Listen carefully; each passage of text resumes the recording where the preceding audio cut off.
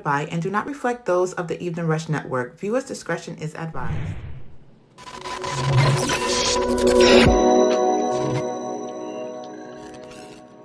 Live.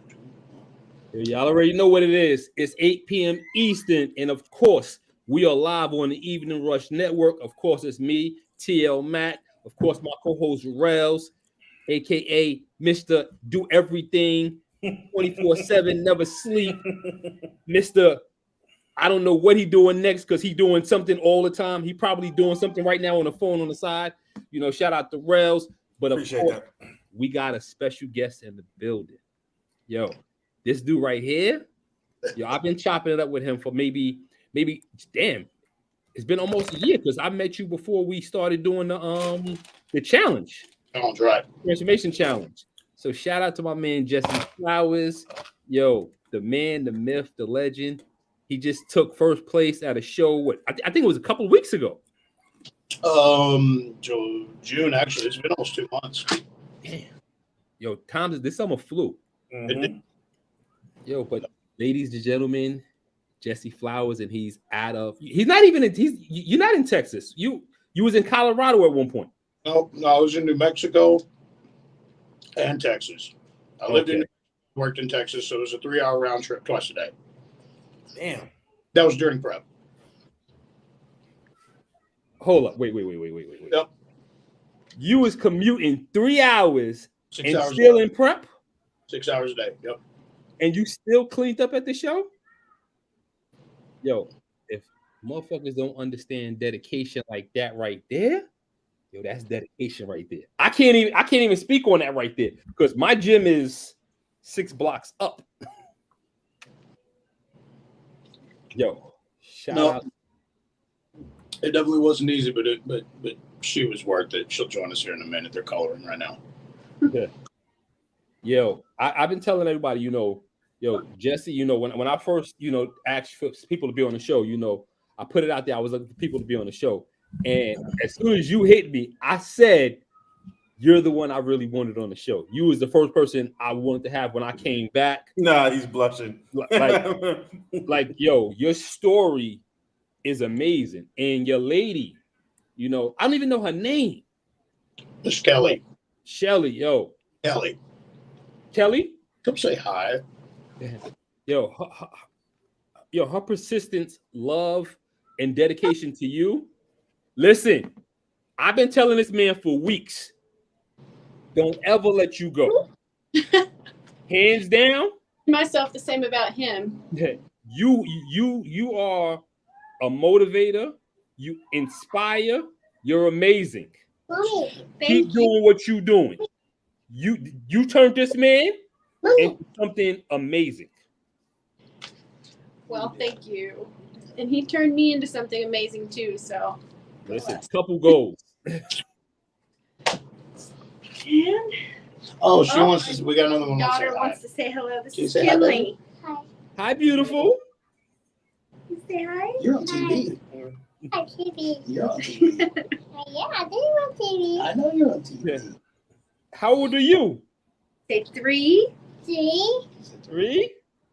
I used to be a 3 long time ago. That was in the 1950s. 1950s. Nice meeting y'all. Likewise. Pleasure. I can't get used to that in Texas. The y'all. Oh yeah. So listen. It's funny. Let's keep it short and sweet. Let's tell people everything about you. Let's tell them where you from, and let's get what got you into your transformation. Well, I was born and raised in New Mexico. And where I'm from is literally 3.5 miles away from Texas. So we're right at the border. It's crazy because we say that we're 3 miles and 1 hour away because there's a 1 hour time zone difference. Mm-hmm. Mm. So I grew up in New Mexico. Loving parents. I absolutely love my mom and pop to death. My brother was more of a competitor in the sense of bull riding and dirt bike riding and pole vaulting, and there wasn't an athletic ability that he didn't have in his body. And I was more of an academic. My growing up was books. It was education. It was learning about the world. I steered a lot away from politics, from government, from things like that, things I disassociate with to this day. But yeah, I did really well in school. I had a couple of scholarships, and then when I was 18 years old, 17, I met my first wife. Fell in love, and school went away. I was like, no, we're not going to do that. Decided very early that we were going to get married, so we got married. Then our son came along, and that's where the growing up happened really fast because my oldest son was born with a condition called hemophilia. And I don't know if you guys are aware what that is. It's a bleeding disorder where the body, if it gets a bump or a bruise or a bleed that's deep enough that causes a contusion or a break in the blood vessel, it doesn't stop bleeding.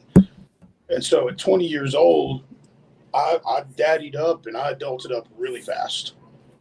Really fast. I mean, it'll grow you up. It'll do one or two. It'll either grow you up or it'll throw you out. And we saw a lot of parents that ran. So we just ran with that the best we could. But when I was 23, I suffered a major back injury from a fall from it's 2.5 stories. And it broke. It didn't necessarily break. It crushed 2 of the discs in my lower back, and it blew out the discs. And so I became a student of what I like to call big pharma, where I trusted the doctors for everything that I needed, and they immediately began me on OxyContin. You're talking to a guy like at the time I'd smoked some pot in high school and stuff. You know, I never drank. I didn't do any of that kind of stuff. So for them to introduce me to that was, I was just like, this is it. This is it right here. I mean, I could walk, I could sleep. Actually, finally get my sleep. Like I got it again because I was out of pain, and they kept up in the dose. Well, it was 2000 and I think it was 6 or 2007 that the pill mills got busted because I was taking right at anywhere from 250 to 400 milligrams of oxy a day. And so that goes away, and then all of a sudden you realize you're in trouble. It was at that point I realized I was addicted to it because they put me down on the lower dose that they were allowed to give, the 10 and 20 milligram, and I'm sitting there looking at them like, where's the rest? No, this isn't going to do it. This isn't going to do anything for me because I really was in pain. I got down to about 125, maybe 130 pounds at that time. And I had a friend introduce me to other narcotics that are opiate based. And when I started that, I was like, nothing gets better than this.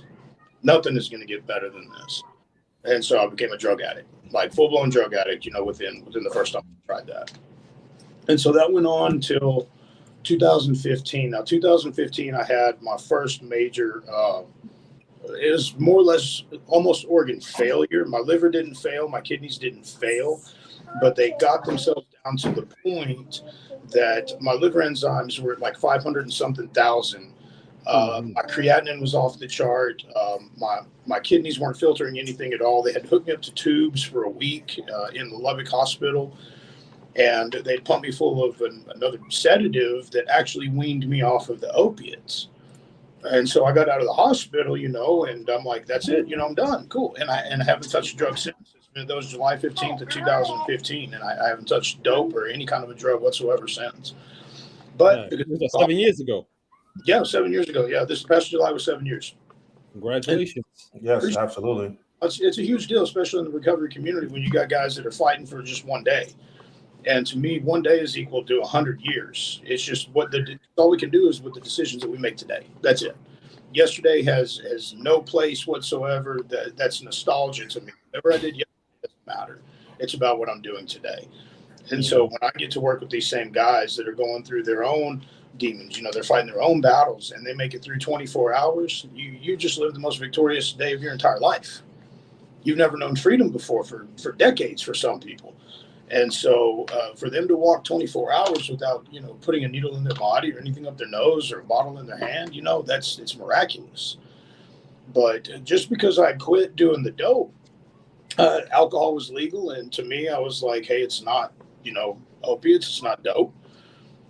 So I continued to drink. And I wasn't drinking like an absolute fish. Well, to society, I was drinking like a fish. And in my category, I was like, a fifth of vodka a day is okay. That's fine. But so I decided, I was like, you know what? I'm functioning now, right? So I'm not doped out all the time and I can move. And I decided to start going to the gym. Now, at the time that I started going to the gym in 2016, it was 2016, I was right at about 290 pounds. I gained 140 pounds in a year. Mm. In a And year. that's from you being clean? Yeah, well, no, it was because like I had an appetite back again, right? And so, I was a fast food eater. I didn't know anything about working out. I didn't know anything about the gym outside of what we did in high school, and in the gymnasium there. And so what I realized I had to do something, but I manipulated with it because I still wanted to drink. But if you start looking better and if you start losing weight, people aren't going to assume that you're drunk, because it looks like your life is improving, right? Your health is improving, your body's improving. So I started out small. I started walking a mile every other day, and I cut all Cokes and sodas and all that kind of stuff out of my diet, and I lost 30 pounds in 3 months. And then I got some courage, and I got some courage, and I was like, I'm going to go join the gym. So I joined a local gym, and it was my former karate instructor from when I was a kid. And I walk in, and I don't know what I'm doing. I just know you pick this up, and you put it down, and you push this over your head, and you pull it down, and the basics of it, push, pull. And then I remember I walked in there. It was November of 2016. And I saw the first actual bodybuilder I'd ever seen in my entire life. Like, I've seen him in the magazines, I've seen him on the movies, things like that. I've never seen one in real life. And right there in my hometown, boom, here's Ivan Montano, bodybuilder, ready to go. I mean, show prepped, ready to go. And I looked at him, and I didn't envy him. I didn't I just understood what's possible. I was like, because it's not to devalue what somebody does, but when I say, if you can do it, that means I can do it. It just means that I've understood the possibility. Okay, you have shown me what is possible. So that's basically my hat off to you. You've done something that now I understand in my own way is possible to achieve. And a lot of people don't really get that concept. So I put it a different way. I'm like, if you have a Rolls Royce and I buy a Rolls Royce, it doesn't devalue yours, nor does it increase the value of mine. Absolutely. We to get to a place where we can afford the same thing is all it is. It doesn't mean trying to one up. It doesn't mean anything like that. I just understand the value of something now. And so I followed him. Like I'd watch him from afar, and I'd see what he was doing in the gym, and I mean, just punching it with some intensity. And we talk a little bit, and he'd help me out with my diet a little bit. And so I stopped doing like the Sonic cheeseburgers, and I stopped doing the Pizza Hut all the time. And so I eliminated what I would call now like absolute garbage food, and I started eating healthier. And then I ran into another guy. I got down to about 190, maybe 200 or so. I'd lost about 90 pounds. And another buddy of mine had turned me on to cycles. And so this is where it's at, right? And I don't think anybody understands when we talk. I mean, we've talked about cycles on the show, but we consider it gear. Oh, okay. All right. I get what you're saying. Okay, I got you. 100%. Muscle enhancers. Yeah. PEDs. PEDs, and they definitely are.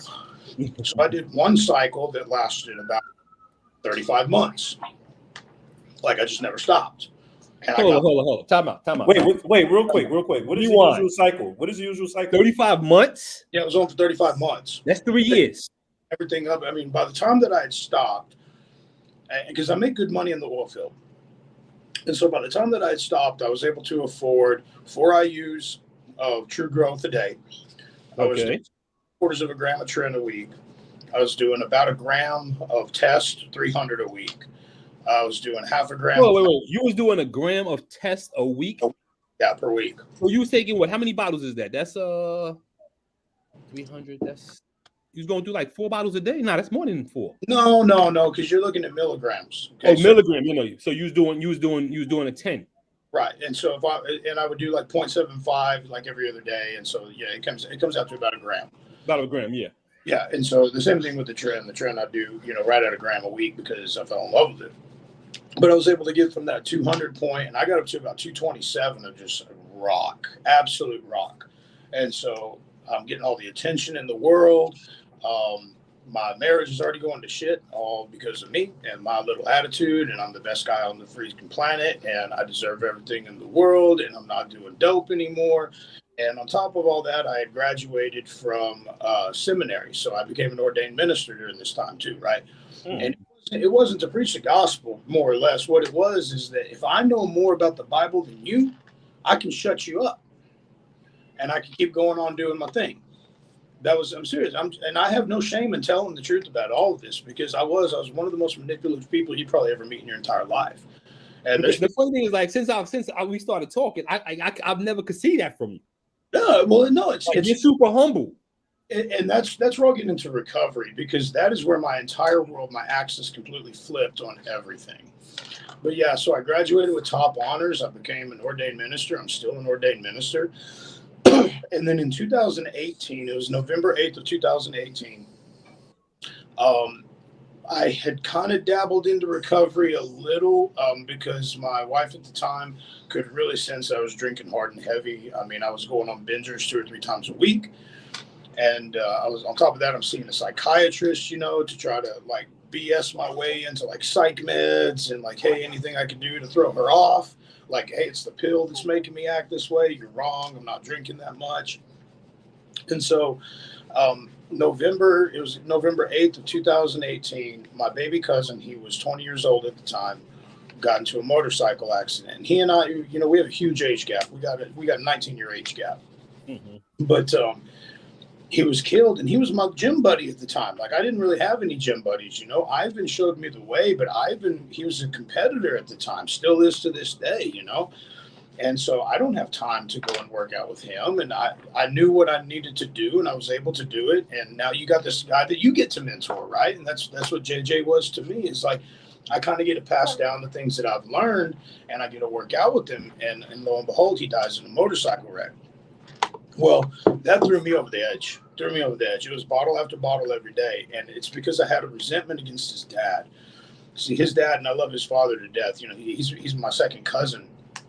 But he stayed sober from the time he lost his son through the funeral to this day, still sober. And I envied that. I couldn't understand how somebody could go through so much trauma and make it through it sober, not even wanting to drink, not wanting to use, because I didn't understand that path. To me, the gym was, I hate the world, I'm going to go work out. I want to drink too much, I'm going to earn the drink, so I'm going to go burn the calories and put the muscle on to earn the vodka. And my mentality was just screwed up. And so I just started hitting that bottle hard. I mean, really hard. And in January, 2 months later, he could tell that I'd been drinking way too much. He started taking me to a couple of meetings here and there, and I'd be like 90 seconds sober walking into the meeting. That's about the only hour in a day that I wouldn't drink. And as soon as he dropped me off at the house to get my truck, boom, go grab a bottle, start pounding the bottle again.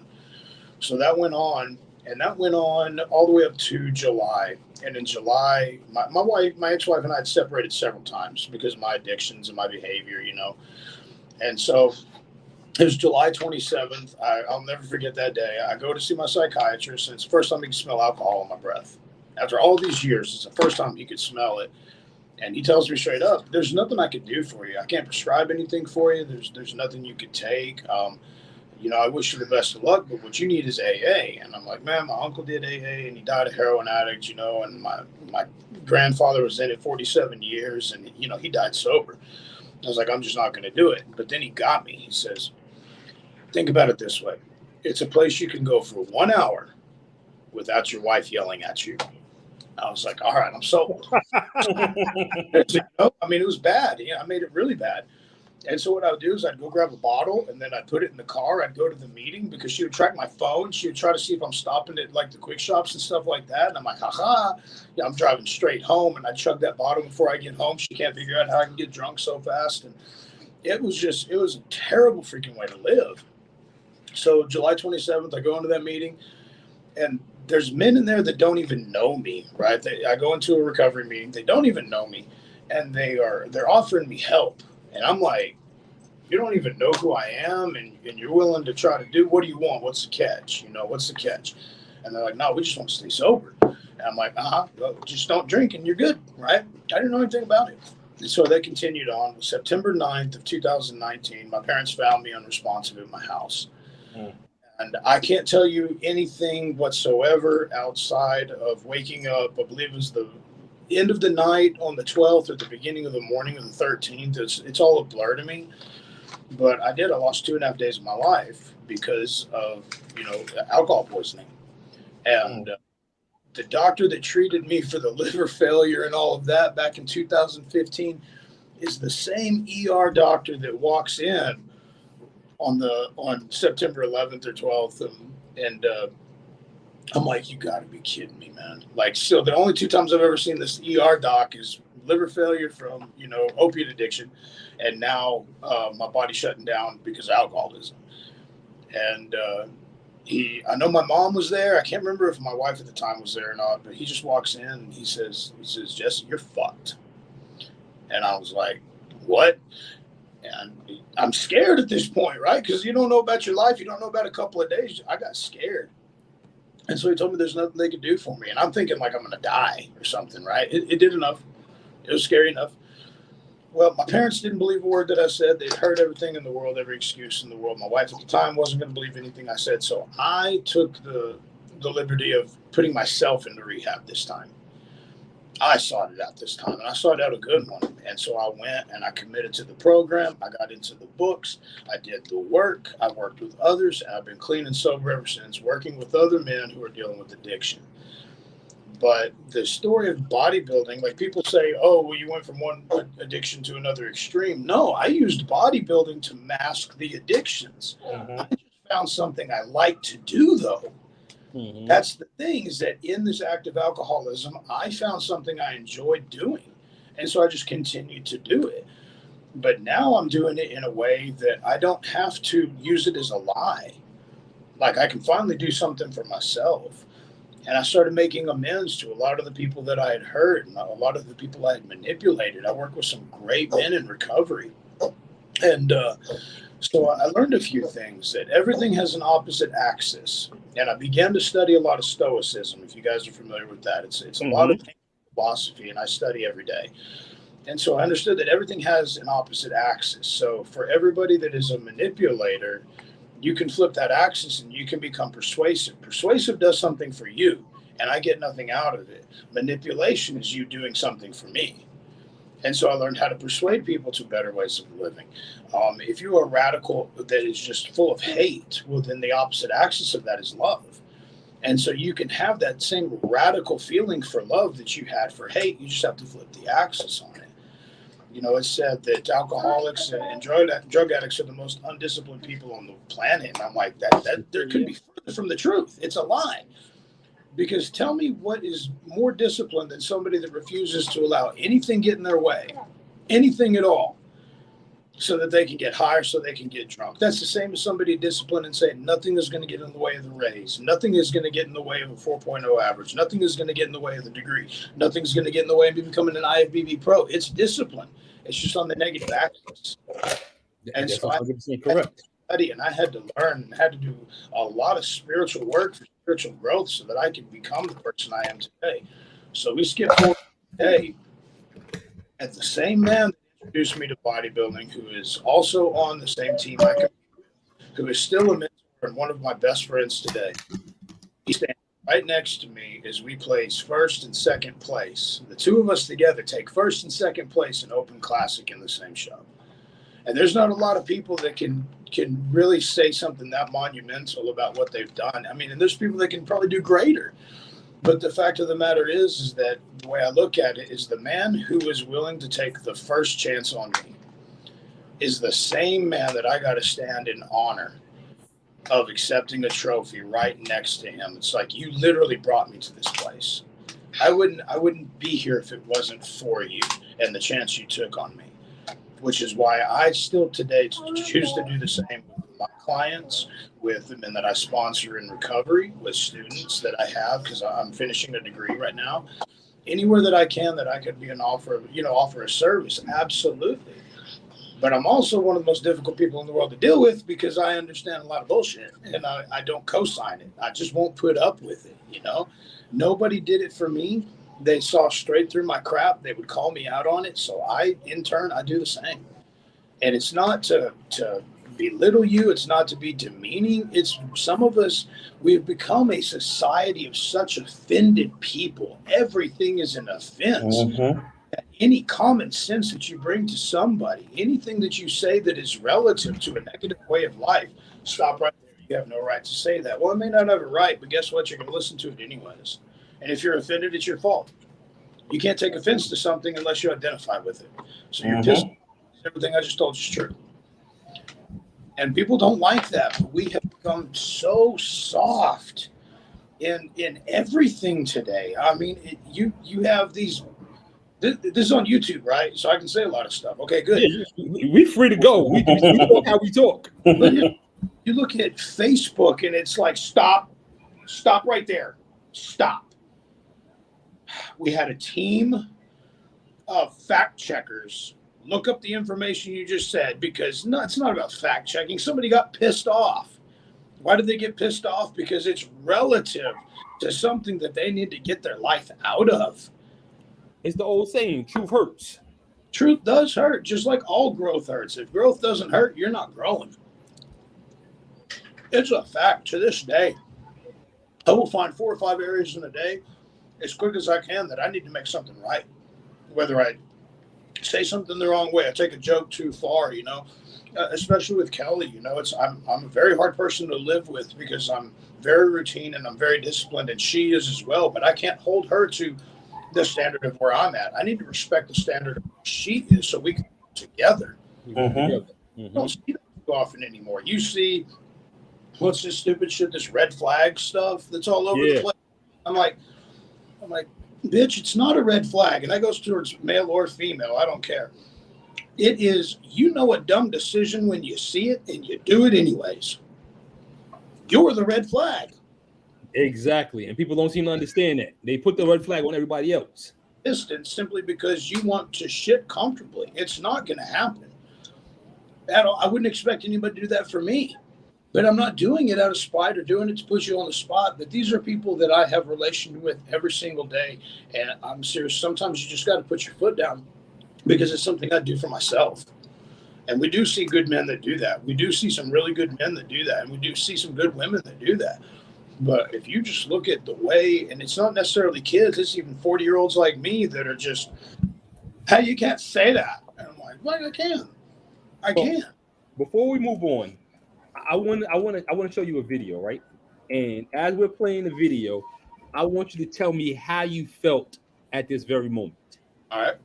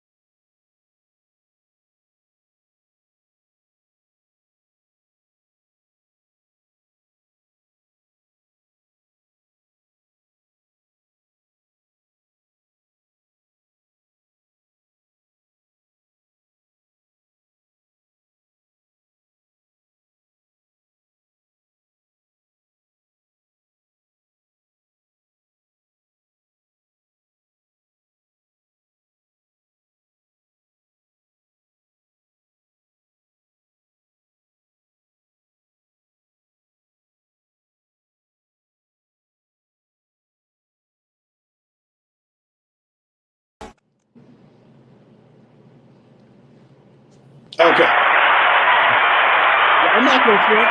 When you sent me that video, I'm not gonna front. I watched that video maybe like 30 or 40 times.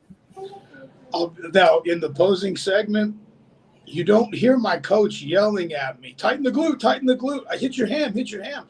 And I mean, we've been posing all night long before that. And I'm mentally and physically shot, right? And so I'm up there and I spent years in ballet, believe it or not, all the time. And so I have grace and I can dance and I know how to do this, but I was just done. Like upstairs, I was like, look, hit your 7 basics, call it done. Just hit your 7 basics, call it done. And what he kept chipping me on was, he was like, you did not, your glutes are so shredded and you got an ass upstage. And I was like, but it looks so pretty, but he did. I forgot to tighten my glutes. And then in the one where we had to do the lineup, I finally hit it, and boom, that's whenever I got 5 call out. I didn't have to go back up on stage after that. It was like, hey, you made top 5. I made top 5. I've made top 5. We got to enjoy the rest of the day, just kind of relaxing, so that we could enjoy the evening part of the show. But so that the original video that you showed up until the end was all pre-judging. No, yes, all that was pre-judging. We didn't get now in that one. I didn't get the stuff from the final because Kelly got it, and it was grainy. I do have it, and it's where Ivan and I are both going up, and we're both getting first and second place. But there are so many bulbs that are going off at this little bit. And it was a tiny, tight packed space for a lot of people. And so it's like you would see a camera flash here, you'd see a lady standing over here. She would try to adjust, somebody standing up, and it wasn't the same as prejudging where there's like 30 people there. Like there was nobody there. Anytime I go to a show, prejudging is always empty. And when it comes to the finals is packed. And I'm sitting back like, yo, you don't see what they put in prejudging. You just want to see the final product. Right. I mean, you could your body can transform in a matter of 3 to 4 hours, so you would want to see that. And most people, they like to see, like, I mean, even if you look at a lot of the shows that they put on now, a lot of times the pros, you only see the final product. Like, I just was watching something from Andrew Jacked, and when they showed Andrew Jacked, they only showed the finals where he was taking a trophy, and I'm like, yo, bro, looked so much different at prejudging. And when he came back, he just I mean, even though at prejudging, you knew he was walking off the stage with the trophy. But when he came back, it was like a whole completely different package. And see, that's what we did. I was diced. I was dry. I mean, I knew that we had done the work that needed to be done. My entire team did the work that they needed to do. Every one of us walked away with trophies. 3 of us, Miss Kim, Ivan, and myself, walked away with 10. 10 trophies total. And it's a picture I posted with the 3 of us that are up in front of their press store. That's our 10 trophies in one show. We took home 10. Damn. As a team, I think that for that show, we took home 18 as the team. That's the Gorillas. The Gorillas. Yeah. And then recently, I think it was the Houston show. I know at the Oklahoma show a couple of weeks ago, the team swept that. Houston got swept. The MPC showdown in November. I know guys from here that are going to be competing at that, and I watch them prep. I know who they're going to lose to. I'm thinking I'm gonna there's a show in Pennsylvania. Nice.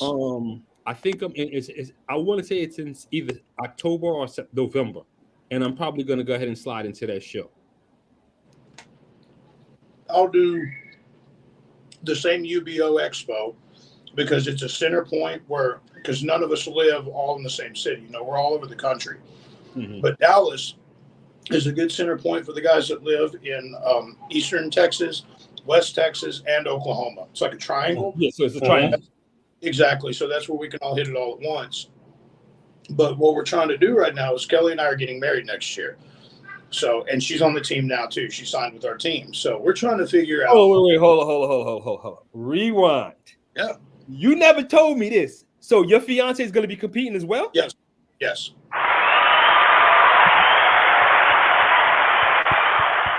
Look, I'm going to tell you this right now. Let me know when y'all compete together. I don't care where it is. I'll be there. It's definitely going to be the UBO. So next year at Dallas, next June. Next year, my goal, and like I said, if I were to be able to, and I could see myself doing this forever. It's like Arnold said in an interview with one of those idiots from YouTube or whatever. They asked him, why do you still train today? And he says, why did I eat breakfast today? Exactly. So why am I eating it? I slept last night. Why did I sleep? He says it's just part of his life. And that's the way I am. I'm like, training is healthy first, and I enjoy doing it. Why would you want to stop doing something you enjoy doing? But next year, I tell you, the attention you get from looking amazing, it's different. And like I said, I said to somebody the other day, I said, a lot of guys train so women can look at them. No, dudes look. But when you go to the gym, females don't even pay you no attention. It'd be the dudes that come to you like, yo, you look freaking amazing. And you're like, Well, that wasn't my goal, but thank you. We don't train together. We train at the same time, but we do not train together. We see it up there, and I just don't like their personality. I don't like how they come off. They dress identical, like husband and wife dress identical every single time they go to the gym. So I call them the twat twins, because I don't know which one wears the panties, to be honest with you. But so when we go in there, we completely disassociate. Like we go in, we give each other a kiss, we throw the headphones on, and we're in our own world doing exactly what we're supposed to do towards our goals. Mm-hmm. So she could walk right by me, I won't pay attention. I could walk right by her, she won't pay attention. And then as soon as we're done, boom, we're back to life. What is she going to be competing in? Bikini. You want to come say bye-bye? Yeah. Come say bye-bye. Bye-bye. Bye-bye. Bye, princess. Be a good girl, okay? Bye, Chelsea. Bye, baby girl. Very nice to meet you. Likewise, I'm coming to see you when you compete. Oh yes, next year. I'll be there. Look, I'm gonna be honest with you. I'm gonna talk to Doug, and depending on what's going on, I might hop on that show as well. Oh really? That'd It'll be be a exciting. good one. It's a fun one. We'll see. I don't know. I'm telling you, and that's June. He done pulled me off. He done put me off for 3 shows so far. He was like, not this one, not this one. Now he's like he called me this morning. He said, "Yo, yeah, this one." He gave me like 3 shows, and he says we're gonna do all 3 of these shows, but hold tight. Maybe not 3, maybe 2, maybe 4. No, we're definitely doing 3. We're just trying to figure out, because both of us compete, both of us are in this lifestyle. Like, do we really want to get married like mid prep and misery? Who gonna be mad at who at the wedding? Y'all gonna say aggressively, "I do." You ain't hear me? Get the cake. We can't eat the cake. We can't eat the We cake. might both be hangry at this point. I'm telling you, I would. You're gonna have oatmeal instead of cake. You can have ice. I don't have it, baby. I didn't need to say the C word. Yeah, he said the wrong word. But I love you. All right, I'll see you. All right, baby. Yeah, I don't know about that. Yeah. But if you do the show in June, a 16-week prep, yeah, you're gonna have to start prepping in February. Then that's what we do. I always start prep in February, but we'd planned on doing a June show, and then the first week of August, the Oklahoma one that just happened. Mm-hmm. The thing is that I work, shift work, so it's 12-hour shifts. I'm a full-time student, so I'm doing 10 hours of homework a week. I sponsor several gentlemen in recovery. I have a sponsor of my own, so that takes 4 or 5 hours a week. My meetings are 3 hours a week for recovery. And then on top of that, I've got my training, which right now I do 4 on, 1 off, and I usually spend about an hour and a half in there. And it's possible. It's absolutely possible. So I've had people say, well, if I could, and I'm like, well, you can. You don't have to do what I do, but you can culminate and formulate an idea and map out a plan to improve your way of living if you want to. If you're cool where you're at, you're cool where you're at. But it's the can't word. A lot of people say that, I can't do this. I hear so many people talking, especially when it comes to certain workouts that I do. Like I heard a guy, if somebody said to me, I put out I sent out videos and I benched 255, and they was like, I can't do that. And I'm like, why can't you? You're just not able to right now. Yeah, you could eventually get there. Then people were like, oh, well, I can't look how you look. You could be able to look better than me. All you got to do is dedicate yourself to your diet and your cardio and your training, and you're going to get there. You could probably look way better than me. If we can get ourselves into the habit, like we don't even own a TV. Like I don't think I've owned a TV in like 5-6 years. I don't watch TV. I read all the time. I'm a book nerd. Mm-hmm. But you can get yourself into the habit of like your training time can be, your Netflix time can be replaced by training. Even if it's just walking around the neighborhood, grab your wife by the hand. Like, and I'm huge on this, communicate with your spouse, make it a team effort, my ex-wife and I, did we work out together? Yeah. Did we have the healthiest communication? No. On me. I understand my part in that, and it's awesome that she and I can still get along today, because it wasn't that case for a long time, and it's because of me. And a lot of people say, oh, it's not just one. I'm like, I can only change the one. So when I say I just Came with understand me. of this, and I keep no hostility or blame towards her for how things transpired. That's not her fault. I am only responsible for my fault. And that's the same if I choose to fall off my diet, if I choose not to study for school, if I choose not to meet up with the gentleman that I sponsor, if I decide one day I'm going to call in sick for work. We can create patterns in our lives, and we can do it systematically where it's justified by one, justified by the next, justify one and justify the next, until we create a domino effect of our lives just falling down. And then what do? We seek pity. We seek pity. Feel bad for me, Two things I can tell you for absolute certain in my life is I do not need motivation of any kind. I just do. That's all there is. I just do what I need to do. And I do it to the best of my ability every time? No. I got a damaged sciatic nerve right now. I'm on deload deluxe, but it doesn't stop me from going to do the work that needs to be done. I just do it at what I'm able to do right now. All right, let's pause on that. We got to take a break. We got to pay some bills. So if you're looking to have a podcast and you're looking to join the Evening Rush Network, this is what you need to do. Looking to podcast shows and do not know where to start? The Evening Rush Network can help you with that. Call us at 929-441-2417 or email us at theeveningrushnetwork@gmail.com for dates and prices. We got you for all your podcast needs. The Evening Rush Network. Tune in, subscribe, and share.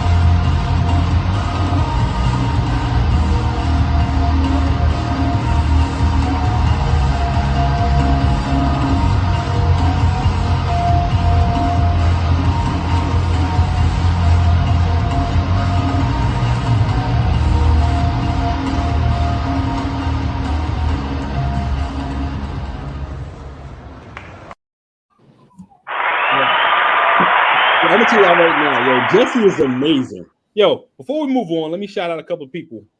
I want to shout out to Mommy's Hustle Couture, who made this amazing mug for me. She's also made a couple of shirts for me. Shout out to them. Of course, I gotta shout out Elevate Yours, one of my sponsors. Sayings by Butter. Of course, definitely gotta shout out Envious Creations, One by Rainbow, Indian Ivy Inc., BQ Mommy Productions. I'm gonna be with BQ next week. Bomb Beauty Bar, Wise Choice Sewer and Drains, and of course, I'm not gonna forget Axe and Sledge. Yeah, I think we're not really about this life. We really about this life. I got some more products, but I didn't feel like going to grab because this is just what You got dogs, okay, and we're stocked. Like I stay stocked. But here's the one thing: it's like people will see the tattoo under my chin, because it's covering my beard right now. It's off season. I don't care. But I've got the logo tattooed underneath my chin with Just Work. And so, but people see that it's everything that I wear. It's my gym bag. It's literally outside of what I wear for our team. You got the duffel bag with the black with the red inside. The first duffel bag. I've got the Oakley backpack. I've got the second duffel bag. I'm staring at Farm Fed right now with my creatine, and there's stuff that I get from Amazon too. As far as my basic supplementation. But yeah, it's our entire house, like everything in. And people are like, is it the best product on the planet? I'm like, and here's my truth. Fuck no. I've tried better. Here's the thing. It's the best community I've been a part of. Period. Exactly. Why would I want? That's what it got. I've tried, and I'll be honest with you. We're not sponsored by them. So as far as the show, but there's a vegan protein from Ghost called Ghost Peanut Butter Cereal. Hands down, that has got to be the best protein I've ever tasted in my life. I don't know why. Maybe it's the peanut butter, but it's the best. And I had a coworker actually bring it to work, and I forgot my protein shake at the house. So I had a blender, and she was just like, "Yo, I got protein right there." And when I looked at it, I'm like, nah, I don't know. But then I'm like, yo, you know what? I gotta make a shake. So I took it, and I was shocked. So definitely, if you guys are looking to get some Access Sledge product, go to accesssledge.com. Code McLean10. What's your code? I'll let you have it. No, take it. Come on, you here? You got to put your code out there. I want to. I want to change my code so bad because it literally sounds like a toilet cleaner. It's Flow 10. Like that literally sounds like something I'd stick in the. I want Mr. Flowers 10 because everything I have is, and that's my stage name. That's my actual name. That's why my students refer to me as. The gentleman I sponsor refer to me as. I'm like, it sounds prestigious, but just cocky enough, like just enough, But I'm like, it's my dad's last name, so don't blame me. So now that we've talked about the tragedy, we've also talked about the triumph because you just took your show. Let's go into something. Look at this amazing transformation. That was so bad. Both of them. And see, here's the thing: is that the one of me on the right. Now, I don't know how it's going to show the viewers, but in the Los Pollos Hermanos shirt, Breaking Bad, by the way, that's 575 original. That's majority of that is liver that you see. A majority of that is my swollen liver. Well, you know what? Because when I had both my natural kidneys removed. So when people would see my stomach, they'd be like, "Oh, why are you so fat?" And I'm like, "Yo, both my kidneys weighed over 10.5 pounds each." Oh no, I was fat. I was definitely fat. I was fat at one point in time. I was 285. Right. Yeah, I wore size 42. I wear it like right now. The one thing is, even though I'm gaining right now and I'm doing it slow, I can still put on a size 28 waist. Now I cannot get them around my quads, but I can most definitely get a 28 around the waistline. And I'm just like, I can't tell you about a 28 waist. I can tell you about a 24. That was 25.5 in that photo for that we had done. That was my prep photo. 25.5. And you look freaking amazing. So tell me, as far we could talk about it. We said we're not going to talk about it. What is your gear looking like right about now? Yes, that's all done. So all you just taking just test? That's it. I ran such a long, almost 3-year cycle. I was able to maintain a portion of that lean mass. Like what you're seeing there, like on stage, I weigh 170 pounds. Mm-hmm. It looks bigger. It looks, it looks grainier. It looks huge in photo. I'm not that big of a guy. I'm really not. So it's like I run tests. And do I run a little more than I should? A little bit more, but healthy. I get my blood work done. I get everything checked. But with my recovery, it's one of those things that I have to draw a fine line. Am I to the point where I think that I could? Yes. I need to discuss that, and it's for accountability. I want to talk to my sponsor about that. Kelly and I have already talked about it. We've already had a conversation. My parents and I had a conversation. But it's one of those, I do want to take this to the next level. Now, you got those people that'll look at it like, that's cheating. That's the only way you can get that big. And it's usually 500-pound slobs that are telling me stuff like that, or somebody. Yeah, if people don't understand the lifestyle, here's the thing. You just don't understand it. Performance-enhancing drug, which means you got to get off your ass and do something if you want to see the results. Because I've seen guys misuse gear and just look sloppy. Be slobs. Like the hormones got out of whack. The gyno just took straight over, And am I opposed to it? No, I'm not. But as a former addict, do I want to make sure that I'm holding a fine line with it? Because more than likely, I probably will be jumping on before we do the show next year. And I know I'll get a little bit bigger. Won't get much bigger. I'm 40. I like where my physique is at now. I like that I can maintain the shoulders and the chest year round because, it took me years to put them on. But I do also see the pictures, and Kelly's seen them. I've got 2 where I was 237. And I was probably about 10% body fat. I wasn't like super lean or anything, but I was just monstrous. Mm-hmm. But I also remember how much I hurt, the growing pains that came with it. My sleep was shit while I was on it. My eating was about 50-50 clean, not garbage, not like burgers and fries and stuff like that, but I wouldn't monitor my sodium intake. I didn't understand I had a gluten nut allergy. I don't have a gluten allergy, but my body doesn't absorb and It doesn't respond. absorb it nicely. You can Yes, gluten. right. And that's so like I do brown rice. I do brown rice pasta, like the game meats, the elk and the deer. And I've got a friend in Alaska, Miss Heidi. I'd really like to get some moose from her. If you're watching this, because I sent you the link I earlier. sent Heidi the link also. Okay, I sent you the link earlier for you guys. If you're listening, got you. I know what she's doing. She's got that hair like this. She's got that hat on. Oh,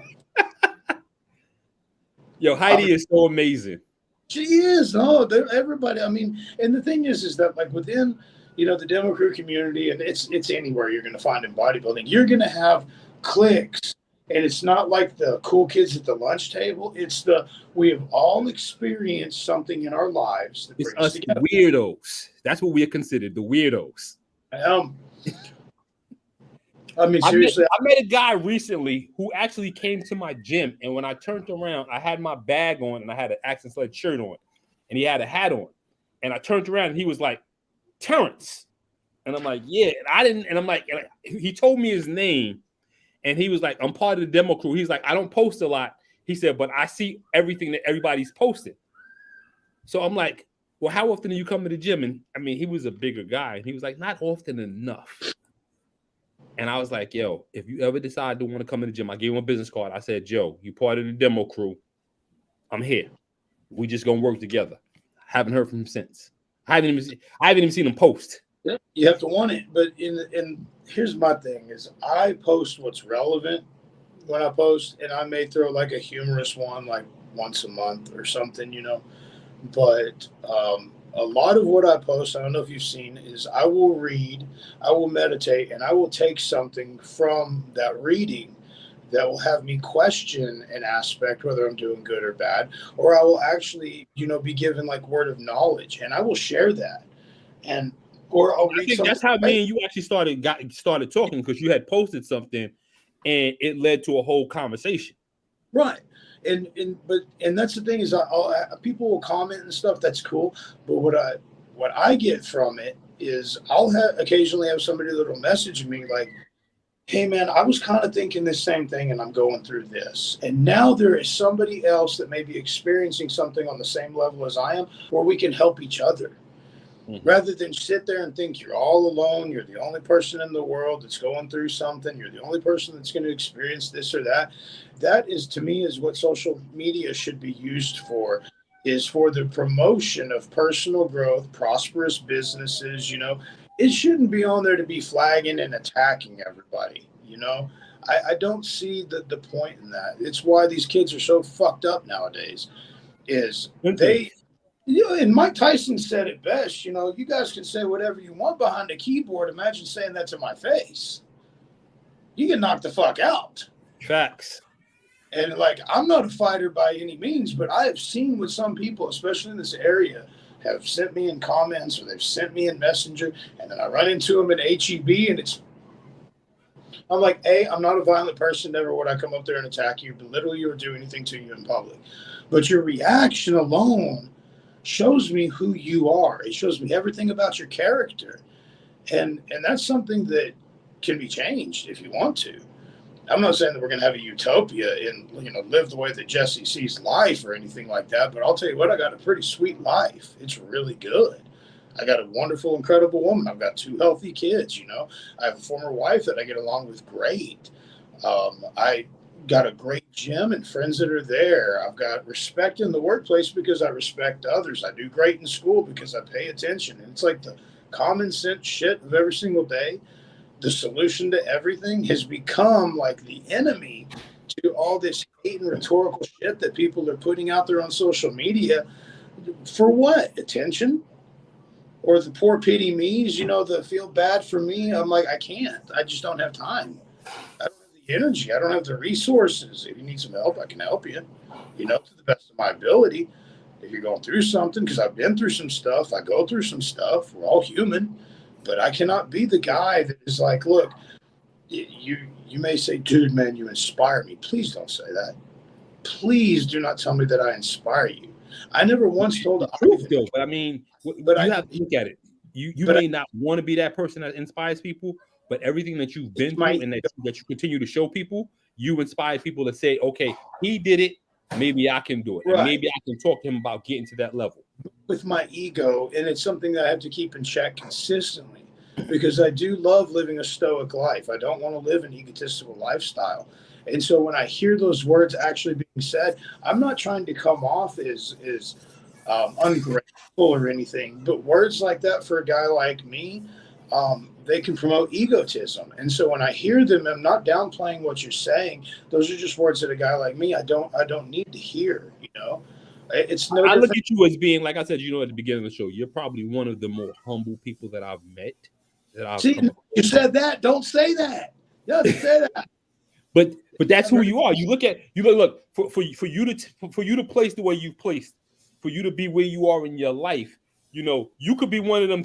You could be an arrogant asshole, and you're not. That's not who you are by nature. You know, somebody can walk up to you and just have an open conversation.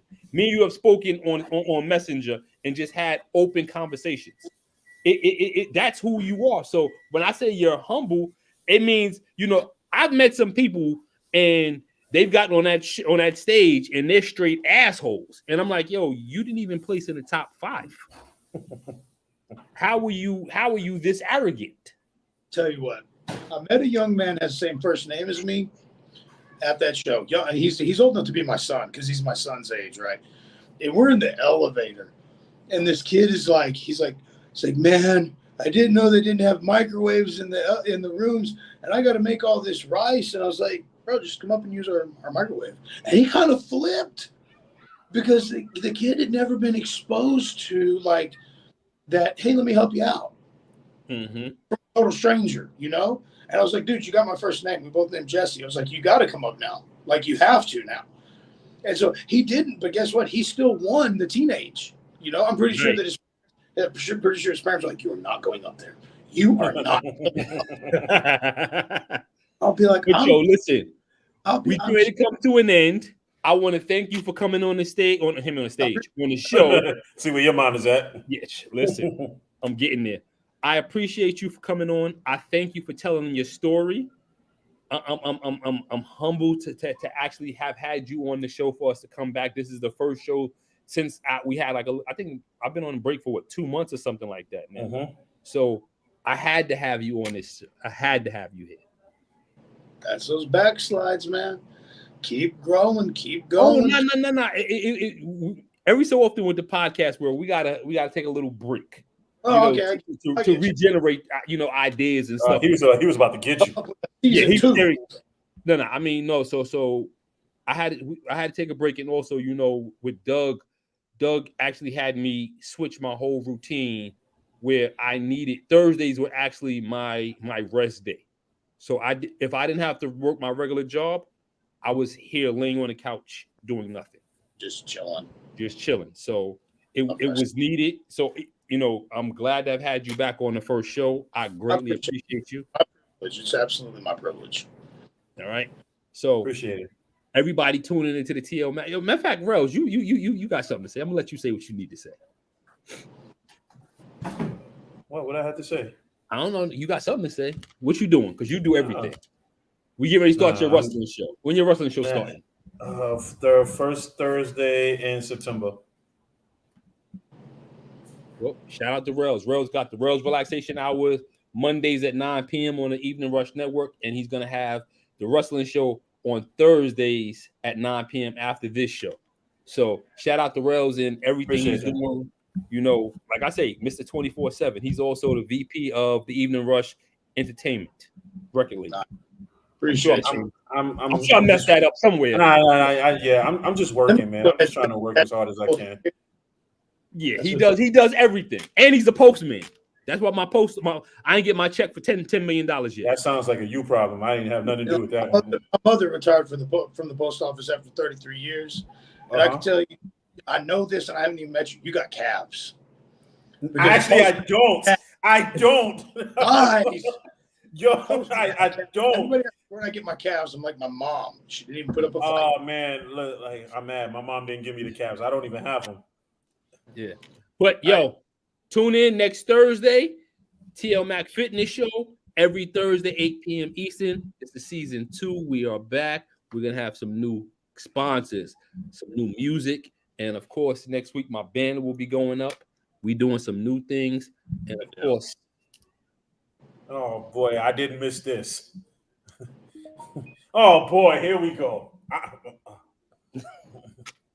That's one thing I did. That's one thing I didn't miss.